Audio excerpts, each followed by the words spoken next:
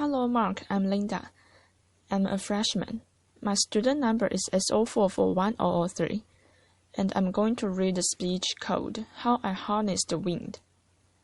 Thank you. 2 years ago, I stood on the TED stage in Arusha, Tanzania. I spoke very briefly about one of my proudest creations. It was a simple machine that changed my life. Before that time, I had never been away from my home in Malawi. I had never used a computer. I had never seen an internet. On the stage that day, I was so nervous. My English lost. I wanted to vomit. I had never been surrounded by so many Anzagu, white people. There was a story I wouldn't tell you then, but well, I'm feeling good right now. I'd like to share that story today. We have 7 children in my family, all sisters except me. This is me with my dad when I was a little boy. Before I discovered the wonders of science, I was just a simple farmer in a country of poor farmers.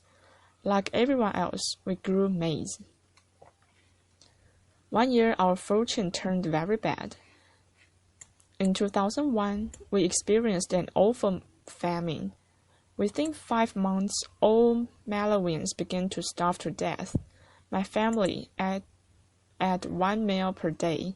At night, only 3 swallows of nisma of each one of us. The food passes through our bodies. We dropped out to nothing. In Malawi, with the secondary school, you have to pay school fees. Because of the hunger, I was forced to drop out of school. I looked at my father and looked at those dry fields. It was the future I couldn't accept.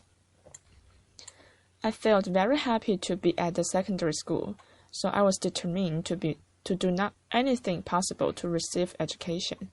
So I went to a library. I read books, science books, especially physics. I couldn't read English that well. I used diagrams and pictures to learn the words around them. Another book put that knowledge in my hands. It said a windmill could pump water and generate electricity. Pump water meant irrigation, a defense against hunger, which we were experiencing by that time. So I decided I would build 1 windmill for myself, but I didn't have materials to use, so I went to a scrapyard where I found my materials. Many people, including my mother, said I was crazy. I found a tractor fan, shock absorber, PVC pipes. Using a bicycle frame and an old bicycle dynamo, I built my machine. It was 1 light at first, and then 4 lights, with switches and even a circuit breaker, modeled after an electric bell.